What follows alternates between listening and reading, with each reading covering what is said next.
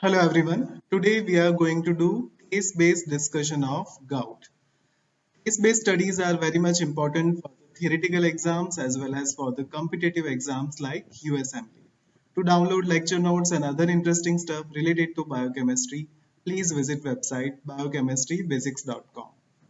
First case study is an obese 55-year-old male was woke up from sleep after spending the evening at a business dinner by excruciating pain in his left first metatarsophalangeal joint. He was unable to put his foot to the floor. Affected joint was hot, swollen, red, and extremely tender. He was treated with non-steroidal anti-inflammatory drugs and the symptoms resolved rapidly. 1 year previously, he had an episode of renal colic but had declared himself to be too busy to be investigated in connection with this. And the investigation done was serum uric acid level, which was 8.3 milligram per deciliter. Now let's see what are the questions.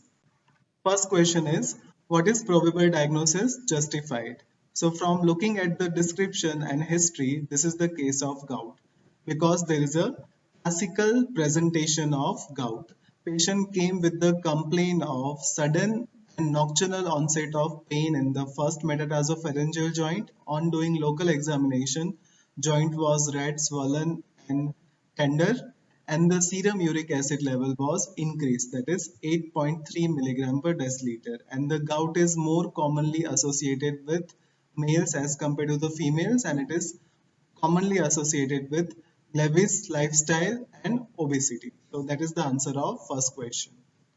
Second question is, what is the normal level of uric acid in the blood? So normal level of uric acid in the female is 2 to 5 milligram per deciliter, and in the male it is 3 to 7 milligram per deciliter. What are the treatment modalities available in this case?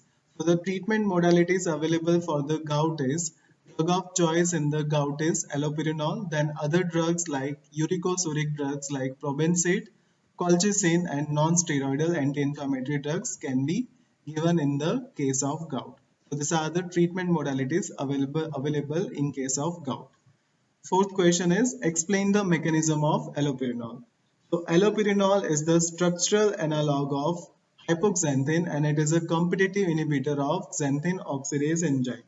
There is a decreased formation of uric acid, and xanthine and hypoxanthine are more soluble than uric acid, and they are easily excreted. Xanthine oxidase converts allopurinol to alloxanthine, which is more potent inhibitor of xanthine oxidase than allopurinol. So this is the suitable example of suicidal inhibition. So these are the answer of case study 1. Now let's see case study 2. 50-year-old male corporate executive was rushed to the casualty department at midnight.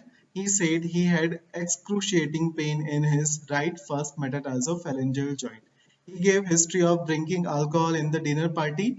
On examination, the joint was swollen, red, and extremely tender. The doctor on duty treated him with an endomethacin, and there was some relief. On urine examination, there was presence of uric acid crystals. And the question are, first question is, what is the probable diagnosis? For confirmation, which investigation you will advise? So this is the case of gout because in the description there is a excruciating pain in the right first metatarsophalangeal joint which was precipitated after drinking alcohol. On examination, joint was swollen, red, and extremely tender. And on doing urine examination, there was presence of uric acid crystal. And for confirmation, we can do serum uric acid level.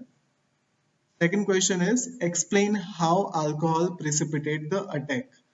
So alcohol metabolism produces NADH, and overconsumption of alcohol results in increased production of NADH, which causes conversion of monosodium urate into uric acid.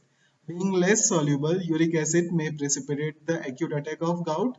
Apart from that, there is an increased synthesis of various organic acids like lactic acid, acetic acid after consumption of alcohol, which will compete with the tubular secretion of uric acid. It will also precipitate the attack of gout. That is the answer of question number 2.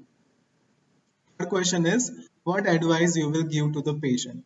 So Advice which will be given to the patients are increase intake of water, restriction of alcohol and non-vegetarian diet. So these are the advice which you can give to the patient. So that is case study 2.